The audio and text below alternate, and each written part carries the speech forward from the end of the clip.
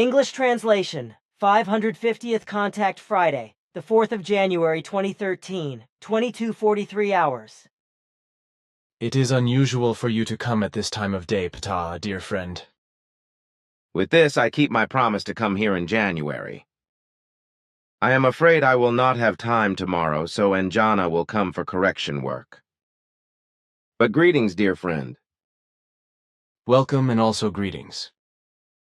But in a moment I would like to ask questions if you allow me, because they are important. Is it about what I have asked you to remind me of? No, it is about other things, first of all because I was told that chickpeas can also be used as a good antihypertensive. The question is this: is it true, and if so, how much of it should be eaten daily? I was told about a normal cupful cooked, of course. That is correct. Can you say anything more about it in detail? I can do that and explain the following. Eating chickpeas every day lowers blood pressure noticeably, that is correct. But other legumes are also among the blood pressure-lowering substances, such as beans, peas, and lentils in particular. They contain a lot of protein and carbohydrates. Because they also contain a high proportion of fiber, which delays the absorption of carbohydrates into the blood, they only allow blood sugar to rise slowly. Legumes can be of particular interest to diabetics because a diet with them can help to lower long-term blood sugar and blood pressure.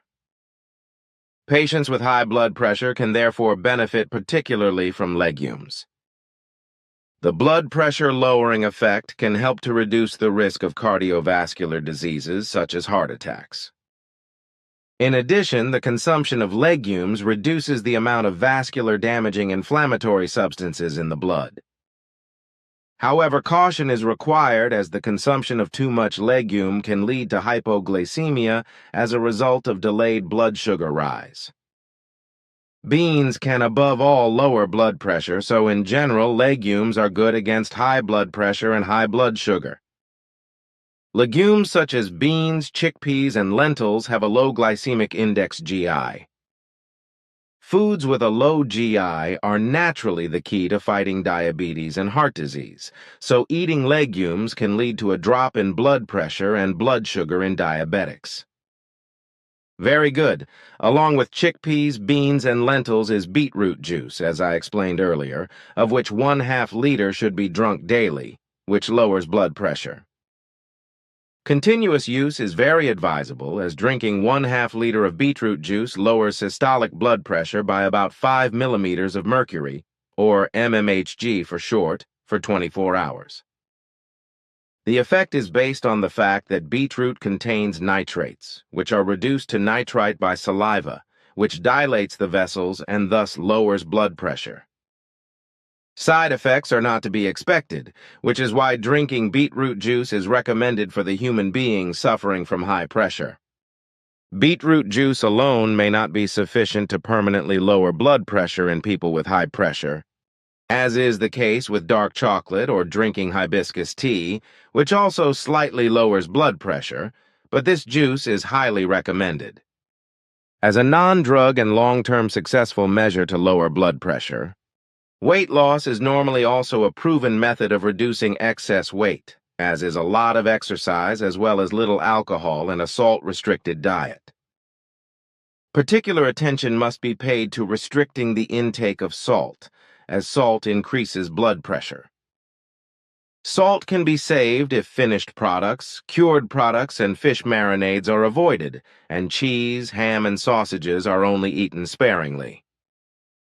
When cooking, if possible, no or only little salt should be used, but spices free of salt should be used, but then also no further salting should be done.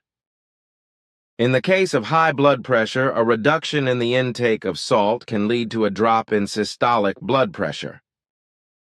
In the case of high blood pressure, no more than 4 to a maximum of 6 g of salt should be consumed per day and not an average of 10 to 15 g, as is usually the case.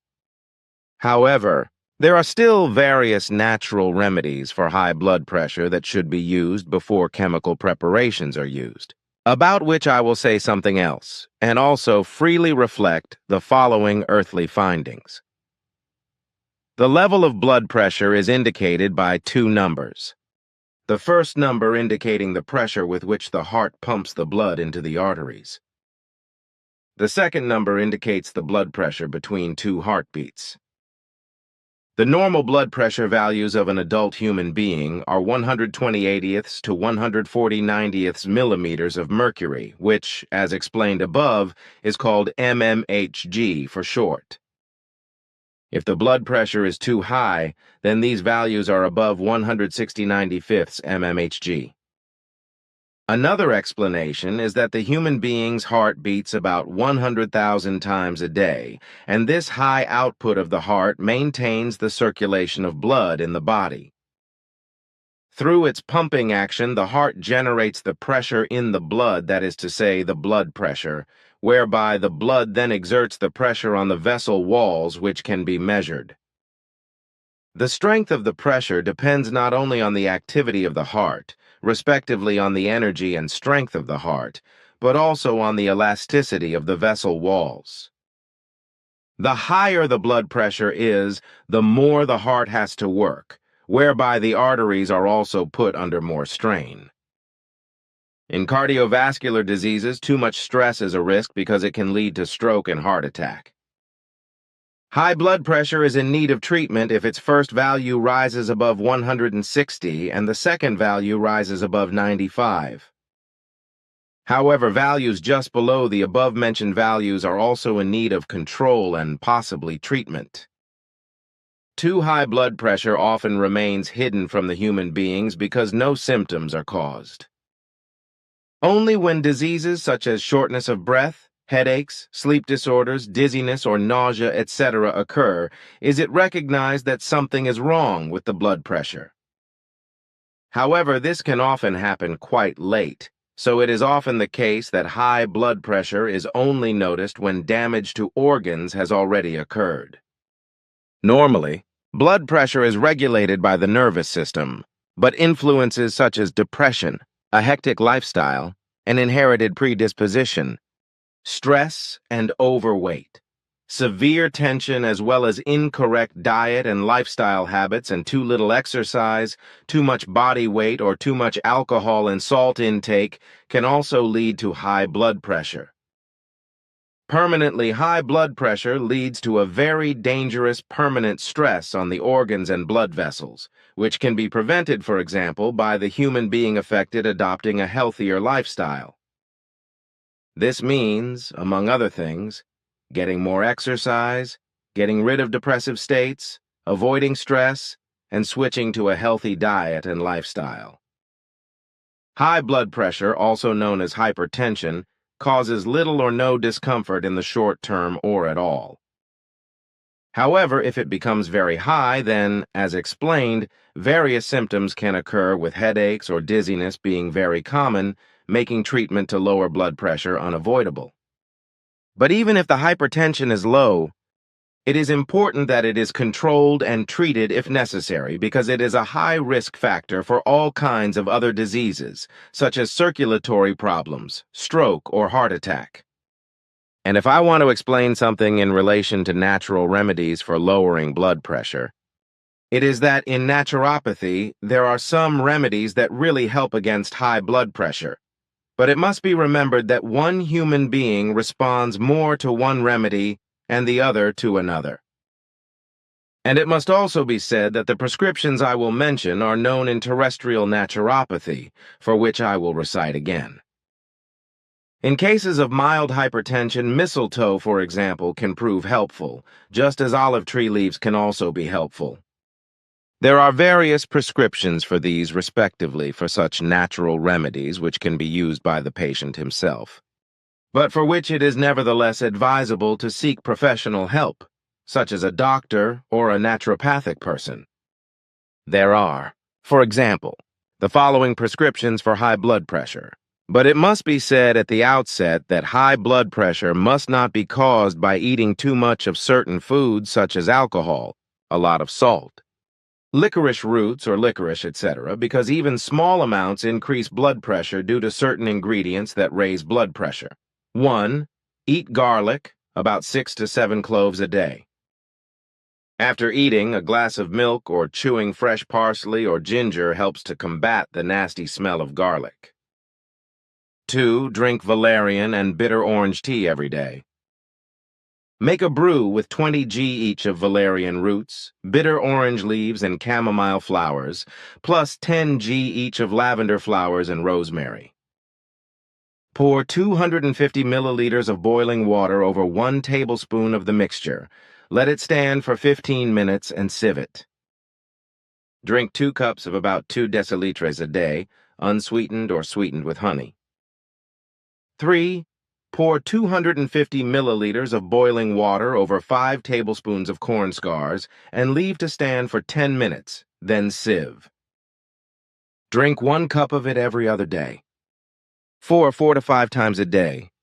Stir 5 drops of black cumin oil into a glass of warm water and then drink it down with small sips, although other antihypertensive medicines must also be taken at the same time. 5. Pour 250 milliliters of boiling water over 1 tablespoon of olive leaves. Leave to stand for 10 minutes and then strain. Drink 1 cup of each 3 times a day. 6. 30 g masterwort, 20 g garlic, 30 g fragrant violet, 10 g mistletoe, 10 g anserine. Mix everything together and put 50 grams in white wine cold, then bring to the boil and then sieve off. Drink about 4 to 5 tablespoons of it every day, but never more than 1 tablespoon per time. 7. Drink 1 cup of peppermint tea 3 or 4 times a day, each time with a measure of 2 deciliters should be.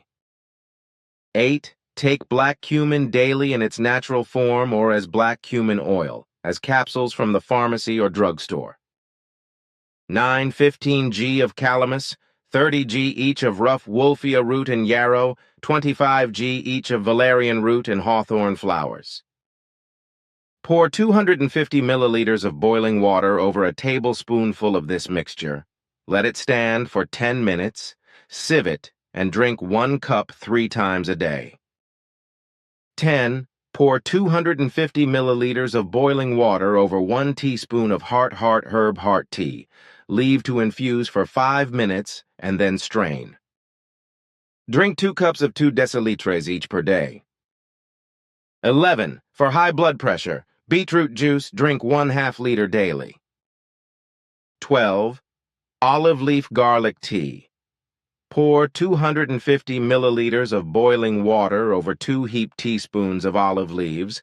Leave to infuse for 10 minutes, then sieve and add the juice of 3 squeezed cloves of garlic. Sweeten with honey if necessary. 13.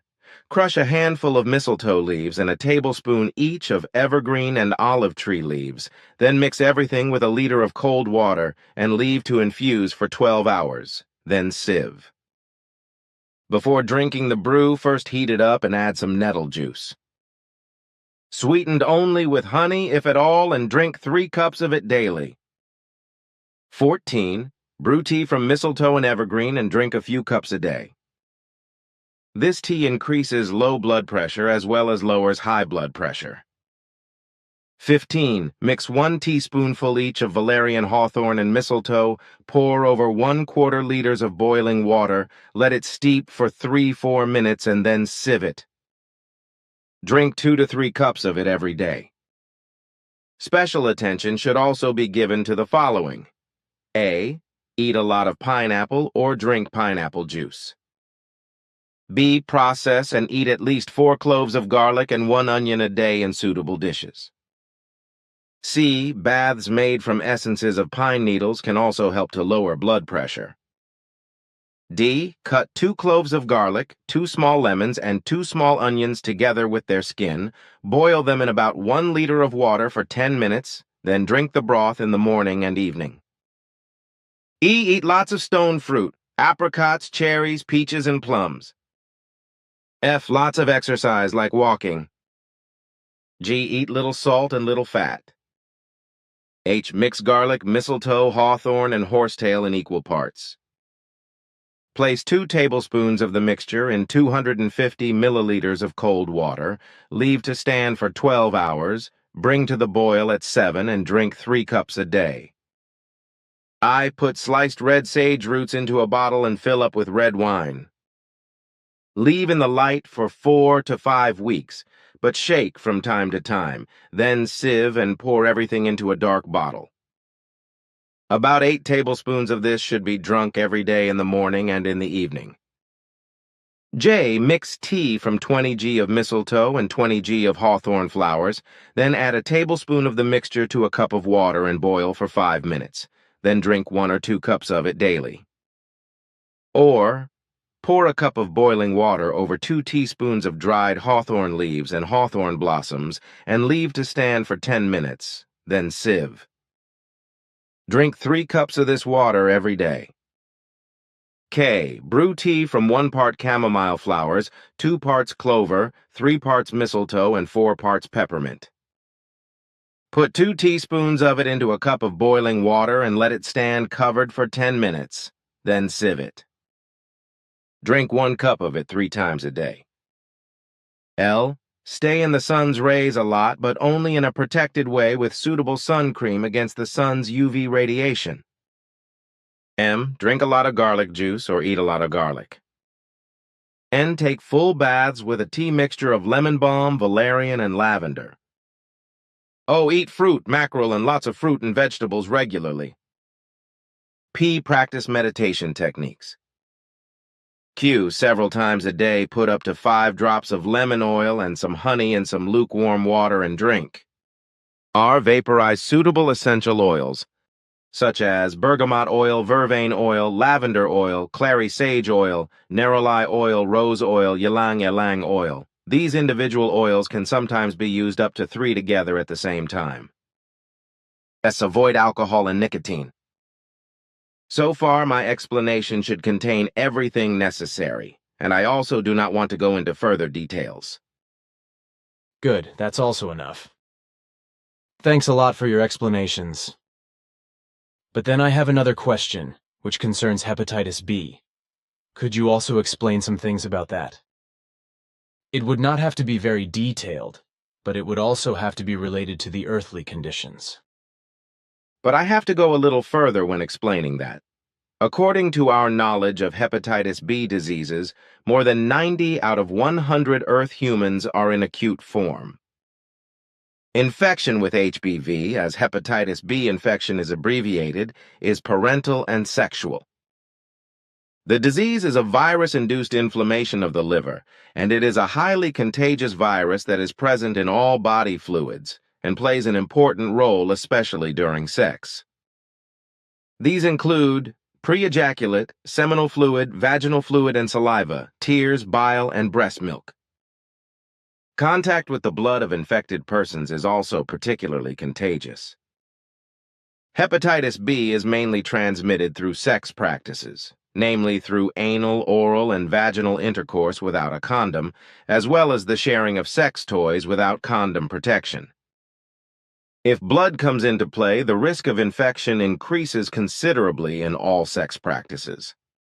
Many of those infected, about 2/3, show no or hardly any symptoms throughout the course of the disease, while in 1/3 of those infected, however, signs of hepatitis B breakthrough, such as dark urine, diarrhea, vomiting, slight fever, yellowing of the skin and sclera respectively, the outer envelope of the eyeball as well as joint and limb pain, flu-like symptoms such as fatigue, loss of appetite, muscle and upper abdominal pain and nausea.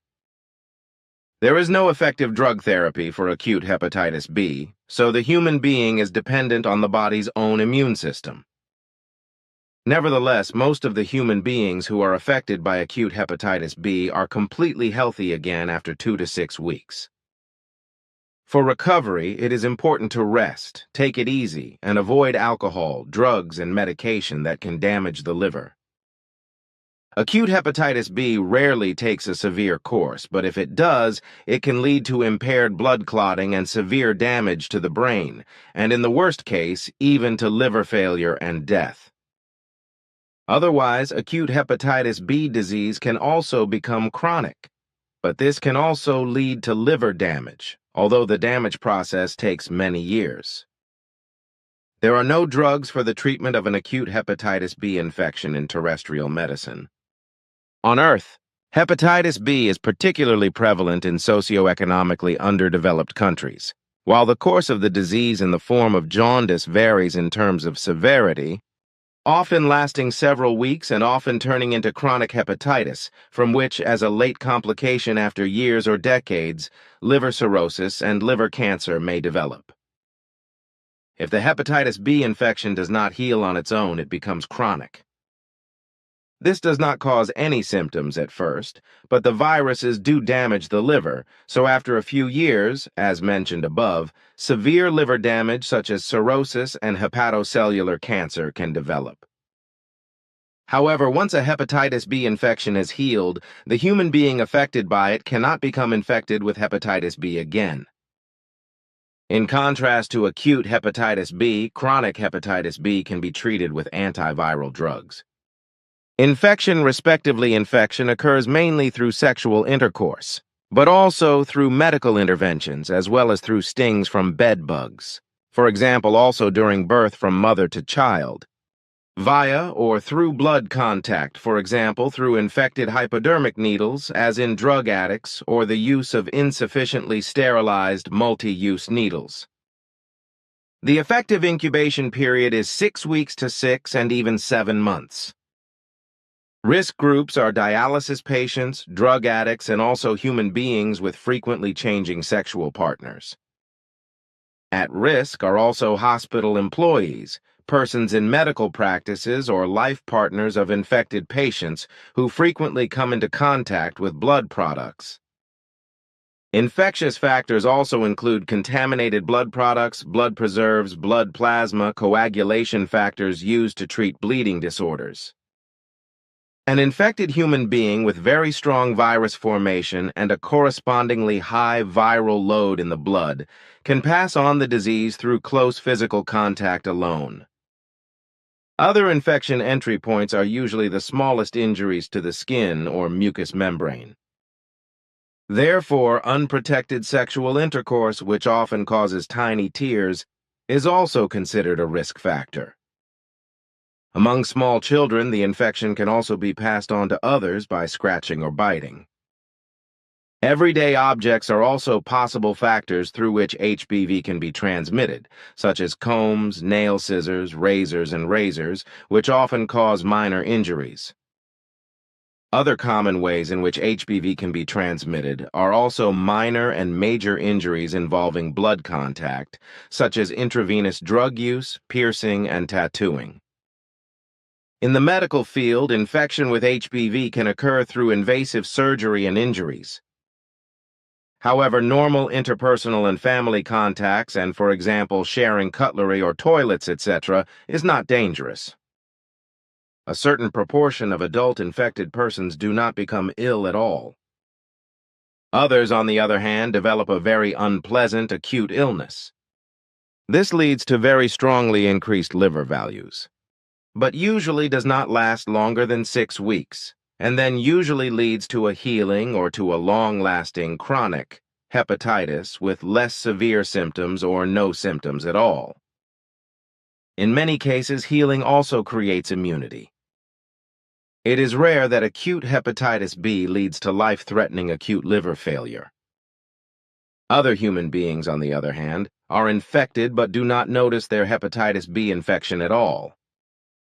This is because there is no acute disease, but the disease is chronically associated from the beginning with only moderately elevated liver values.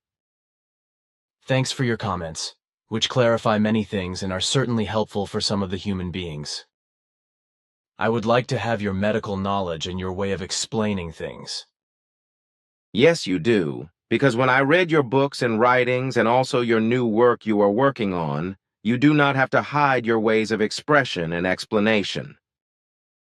There is nothing wrong with your way of expression and explanation. On the contrary, many a scholar or writer might take lessons from you in this respect.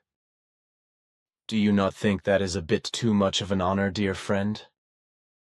After all, the whole thing is not my doing, because it all also goes back to your father Schwath, who taught me German and writing when I was still a 3 cheese tall. Only because of this was it also possible for me to write my first aphorisms at the age of 6, before I went to school, which I could only attend at the age of 7, because at that time I was admitted to school as normal 1 year later due to constant illness. But I was able to use this time with Schwath to continue my studies, so that I also knew a lot in the first class with teacher Karl Graf, due to my knowledge of German and my knowledge of consciousness, fauna and flora, religion and world geography, etc. This was of course unusual for a little clod like me, which I of course owed everything to your father. And this, Bata, is also the answer to a question that came up recently regarding when I actually learned German and the written language. But that was not only at the age of 6, because you are missing 2 years. I am well aware that my father has always telepathically asked you to learn the German language and also how to read and write, which you did. This is in addition to the fact that over the years up to your youth, you also made splendid drawings and oil paintings, and later even won a first prize with them. But you also learned knitting and embroidery, crocheting and cooking from your mother, but also cobbling from your father. Over the years, you have also learnt various other crafts and trades through course attendance and... Stop, you do not have to tell my life story because that is not what I was saying. I just wanted to say something about my early writing and the German language, which also answered a question that was put to me. To say more is not necessary because a biography would be the correct thing to do. Bernadette's task. But to say it is that you are a human being who has the ability to do the best out of yourself. Whatever you say. But it is correct regarding the biography, but we always have a lot of other things to do, because the mission is more important than looking back at yours truly. Besides all that, there is Guido's book, which we also have to correct. I know that, but before you go back to this work, you should first correct the book Existent Life in the Universe. For my part, I am still working on Guido's book, and I am not yet ready to finish it because it takes a lot of time. I still need a lot of time to work through it because I have many other duties to attend to, and only when my correction work is done can the two of us together correct Guido's work again. Of course, everything must be correct, and we do not want to rush you either. Besides, good things take time. But now a question regarding the witch's hammer. As far as I know, it is still unclear what really happened to the real author of this man-killing book. At the 490th official contact conversation, 2 Dominicans named Sprenger and Instatoris were mentioned, but once in a private conversation a certain Heinrich Kramer was mentioned. I have the Hexenhammer in one of my bookshelves, but there is nothing in this book that really interests me about who and what this Heinrich Kramer alias Instatoris actually was, and whether the Hexenhammer was really the work of these 2 lunatics. Also Sprenger. So I searched the internet and found something about it and copied it out, but it says nothing about how and why this idiotic work was actually written and what kind of human beings the maniacs were. This is what I found on the internet, among other things. Since the 14th century, inquisitors, who had hitherto tracked down heretics, also went out to fight witches and sorcerers. Their action was strengthened by the Bull of Witches, which Pope Innocent VIII published on the 5th of December 1484. Presumably 300,000 to 500,000 were victims of the witch hunt. Since time immemorial, sorcerers and witches have given the human beings high-flying dreams, but also depressing fears. For with their supernatural arts, it was thought that they could bring them good or bad fortune. Poets painted the fantastic stories of witches' flights and witch kitchens, even if they themselves did not believe in the fiends. The composer Hector Berlioz even invited his listeners to a witches' sabbath, where witches and devils celebrated orgies together. In his early days, Christianity had gone to war against the belief in witches.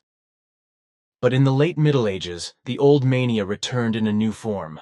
Witches plotted evil against Christianity and the world. It was now said that even a witch sect was emerging. The Antichrist was about to conquer the world.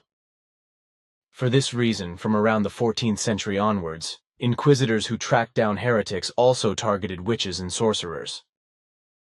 On the 5th of December 1484, they received support from the highest authorities. Pope Innocent VIII published the decree Summis Desiderantes Affectibus. It was not without great sorrow that we heard these days that many people of both sexes in Germany disregarded their own salvation and fell away from the Catholic faith. This was heresy which could be punished by death by fire. The Holy Father described the crimes of the evildoers. They commit fornication with devils who mingle with them as men or women. With sorceries, spells, and incantations, and with other cursed crimes, they murder children in their mothers' wombs as well as cattle boys. They destroy the fruits of the earth. They torture the human beings with cruel tortures, so that men cannot give birth and women cannot conceive. The Bull of Witches, as the papal decree was called on the authorities to support two named inquisitors in the witch hunt. The Alsatian Institoris, his civil name was Heinrich Kramer, was dominated by sadistic misogyny and fear of sexuality. Thus he persecuted women in particular. Everything happens out of carnal desire, which is insatiable in women. And that is why they also do it with demons to satisfy their desires. The Inquisitor Institoris had designed the Bull of Witches and had persuaded Pope Innocent VIII to publish it. But it was not enough for him. In order to be able to intensify his search for witches even more, he wrote a fateful commentary on the Roman decree. In it he explained how witches were to be tracked down, tortured, and exterminated. It is unlikely, however, that the Pope was aware of the commentary. The title of the book reads, Malleus Maleficarum, The Hammer of Witches. Many consider this commentary on the Bull Witch to be one of the most notorious works of world literature. More than 100 pages thick. It was usually published together with the 2-page papal decree that provided state authorities in modern times with the moral justification for the extermination of alleged witches. Even if the reformers Luther and Calvin were also passionate witch hunters, Pope Innocent VIII's Bull of Witches paved the way into one of the darkest epochs in Europe. The popes who followed him also used their authority to protect the witch madness and the Inquisition. Under papal blessing, canon lawyers, witch hunters, and executioners joined forces. The figures on the number of executed victims, 80% of whom were women, generally fluctuate between 300,000 and 500,000. However, much higher numbers are also mentioned. The last recorded execution of a witch in Central Europe took place in 1793 in the Grand Duchy of Poznan. So this is the one from the internet, although there are many more. But none of the net articles says anything about what really happened to Heinrich Kramer. It is written that he was a woman-hater, but I could not find out the reason for that anywhere. Do you perhaps know something about it, and also whether one of his successors is alive today? There are various biographies of him on the internet, but there is no data about what drove him to write The Witch's Hammer, nor, of course, whether there is a successor living from him today. If you are interested in his biography data, you can find it under his name on the internet. The man's name was Heinrich Kramer, and in the Latin genitified version of his name he called himself Henricus Institoris. He came from a poor family background. He was born on the 6th of November 1428 in Schlettstadt, Alsace. In 1446 he entered the Dominican order in his birthplace. In 1505 he died in Olomouc. He was the sole author of The Hammer of Witches, although a man named Jakob Sprenger from Rheinfelden helped him with the design of the book, but not with its contents. Sprenger was not co-author of the medieval treatise Hexenhammer. Sprenger was widely known as a witch theorist. Kramer, as an inquisitor, was the basic precursor of witch hunting, and he was known, like Sprenger, as an evil-minded witch theorist who knew no mercy. He had attended the town's Latin school and completed basic studies in philosophy, which he did not finish until 1474. 5 years later, he applied to be appointed inquisitor of the province of Alemannia. In the same year, he received his doctorate in theology. Then, after attending a trial that was held in Trento against Jews, he had a sexual relationship as a pedophile homosexual with a boy of 8 years old, with whom he had fallen deeply in love. This, however, was not tolerated by his mother, so she radically ended the relationship and threatened Kramer that her husband would call him to account, with the result that Kramer fled and developed an uncontrollable hatred and evil rage against the woman and all her kind. Consequently, he degenerated vengefully into the most vicious misogynist of the time. As a result, he started his misogynist and inhuman activity as a persecutor of alleged witches and witch sects. Aha, so that was the reason for his misogyny. There is nothing written about that anywhere, but look here. I copied the following from the internet. In 1482, Heinrich Kramer became prior of the Dominican monastery in Schlettstadt. At a first witch trial in Ravensburg, for which he was summoned by the local town council, he brought 2 women to the stake. He drafted the text of the Bull Summus Desiderantes Effectibus, so-called witch bull, which Pope Innocent VIII issued at his instigation. With this bull, he initiated numerous witch trials, including one in Innsbruck. There, however, representatives of all social classes protested against him, whereupon Bishop Georg II Golzer appointed a commission to investigate Kramer's work. When the results were devastating, the bishop ordered the persecution to cease, dismiss the accused women, and reverse the verdicts of the Inquisition. Kramer was ordered to leave the country. As a reaction to this, almost as a justification for his deeds, Kramer wrote the infamous Witch's Hammer in December 1486, which became widespread through the emerging art of printing.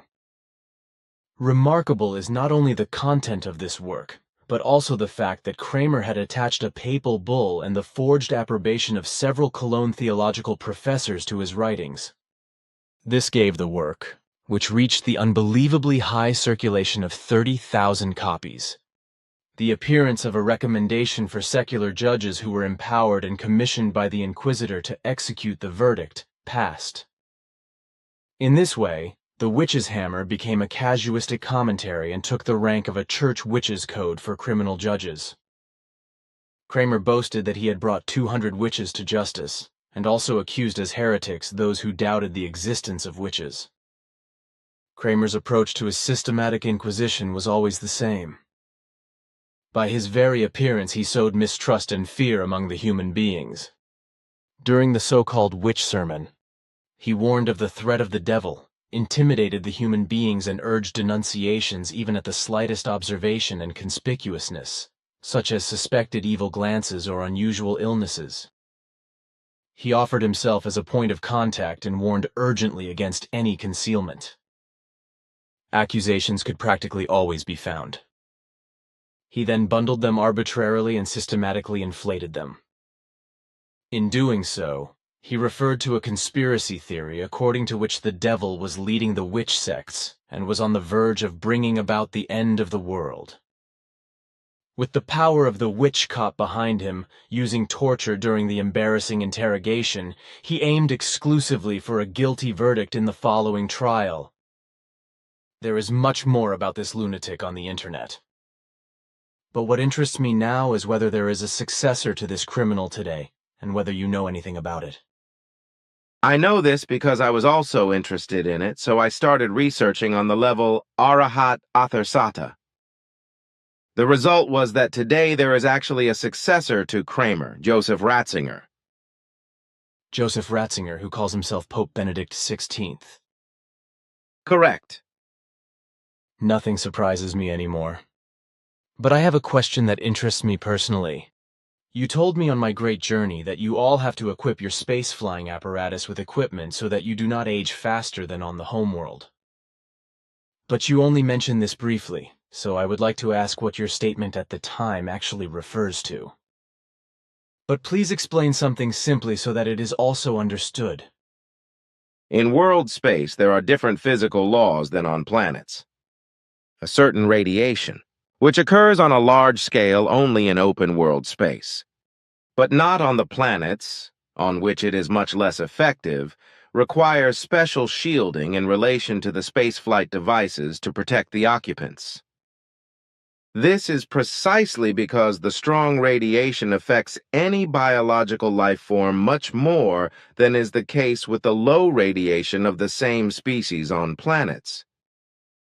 This radiation, which penetrates all materials, has the property that biological life forms, when they travel through space, age much faster through it than on planets.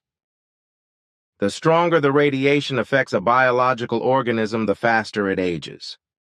This also says that also on planets, depending on their size and mass, this radiation varies in its intensity, so the normal age limit of similar life forms is different on planets of different sizes and more or less mass.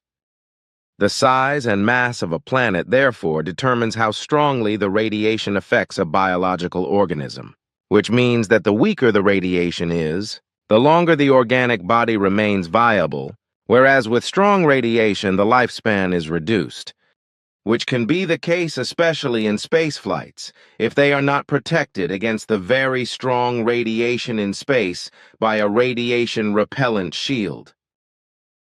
Aha, that is to be understood. And since you live on worlds that have little of this radiation, you also have a long life. But what about here on Earth? There is a radiation strength which is about 11 times higher than on our worlds. Then that is the reason for our so limited lifespan of 80 to 100 years. This radiation is only a part of it because there are also gravitational, climatic, and various biological influences.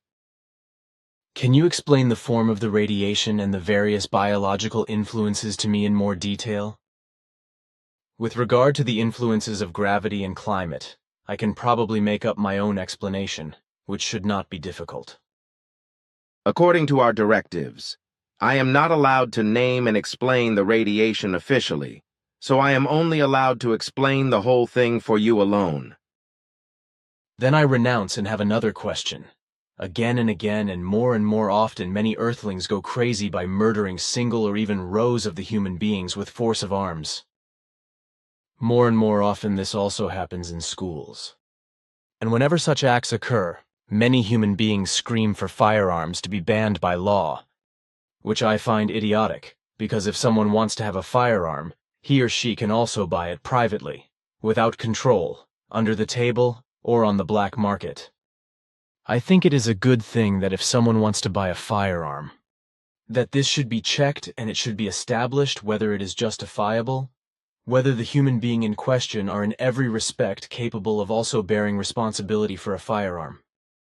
So far, so good, but a special security would have to be included, for which I think that only your method would be the correct one, that the weapon can only be operated and used by the human beings who are given permission to use it. But there are also knives, daggers, swords, so-called killers, brass knuckles, etc., which should also be strictly controlled. But of course there are many other things and possibilities to physically harm or murder the human beings, and not everything can be controlled. What do you think? What you say is true.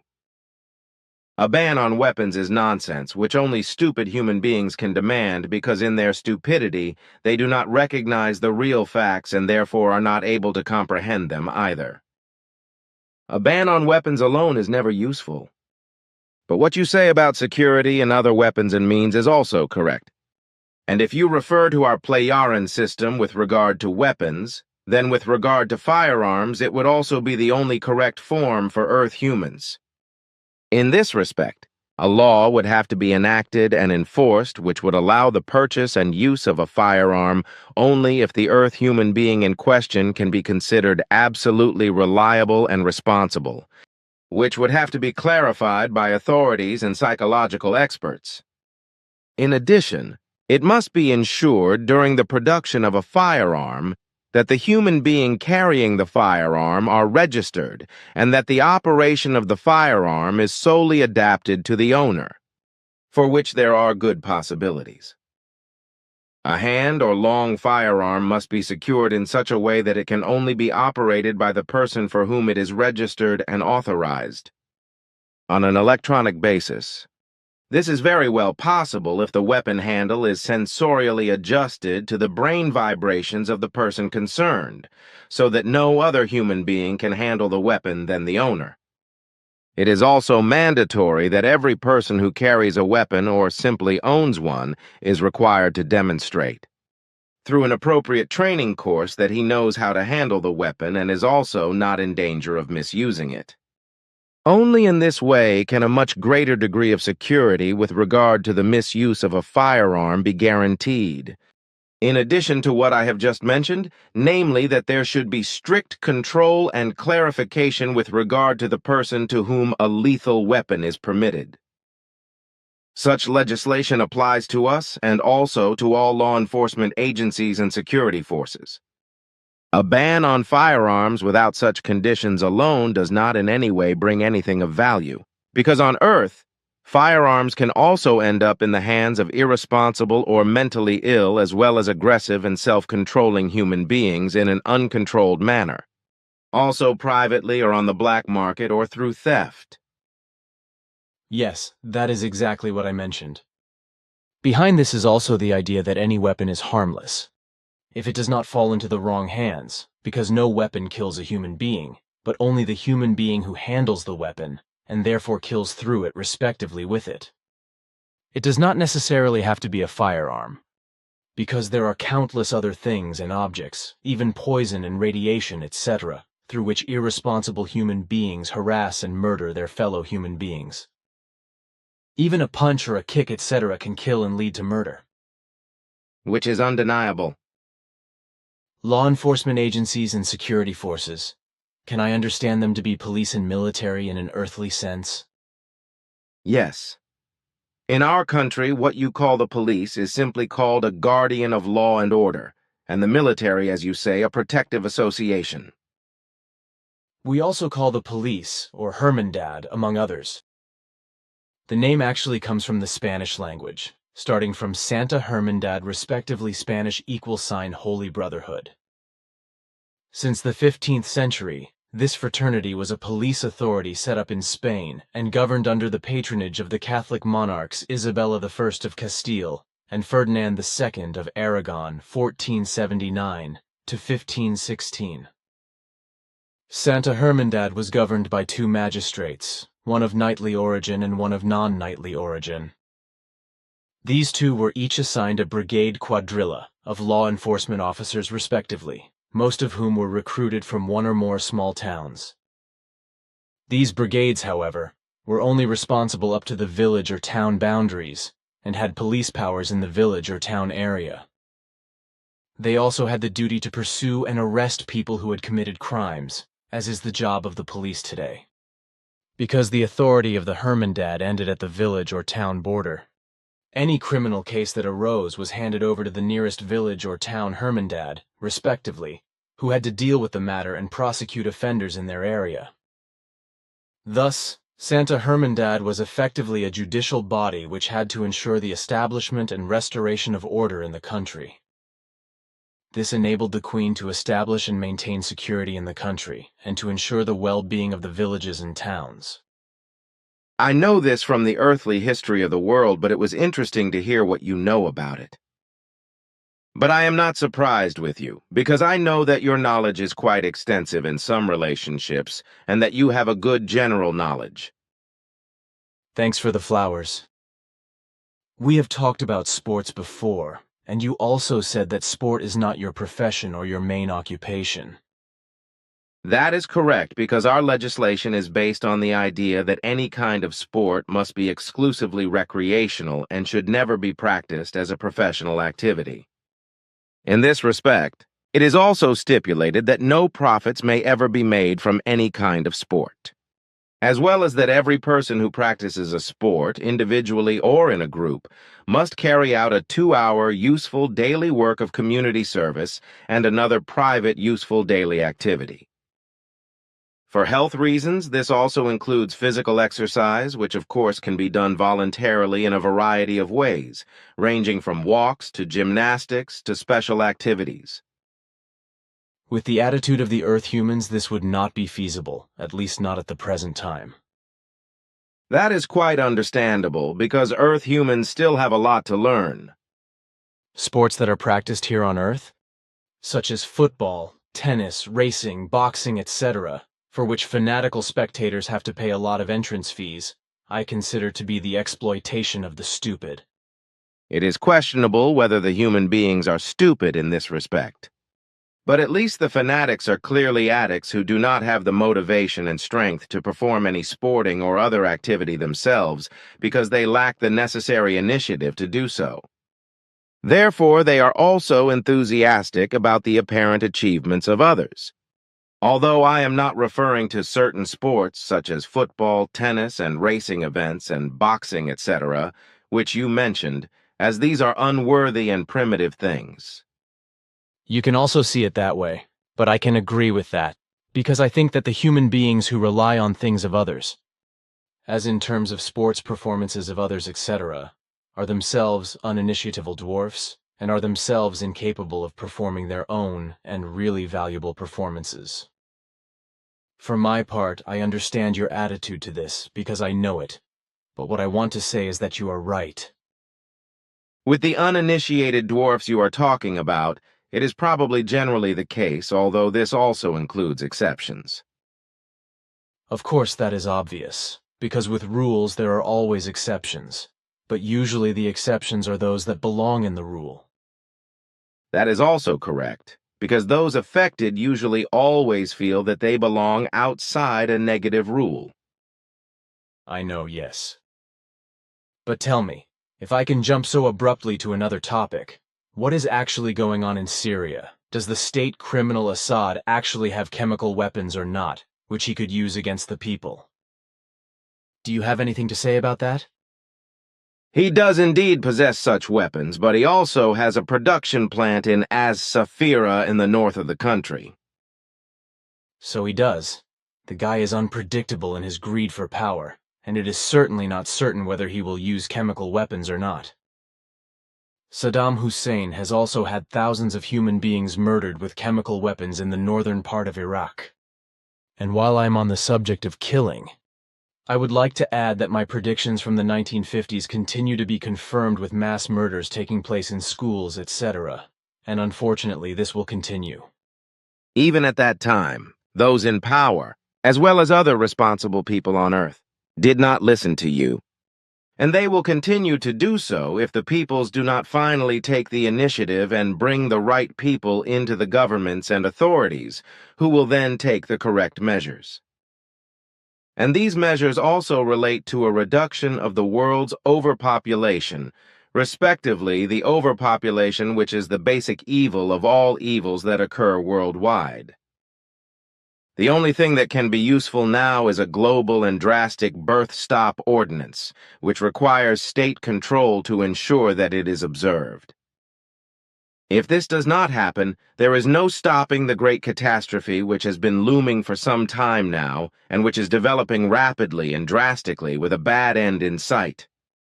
It is tiresome to talk about it, because the majority of the human beings on Earth are incredibly selfish and, moreover, slow to comprehend, and consequently any warning is, as it has been since time immemorial, thrown to the wind. When a warning is brought, it is the same as if it were shouted into a desert without people.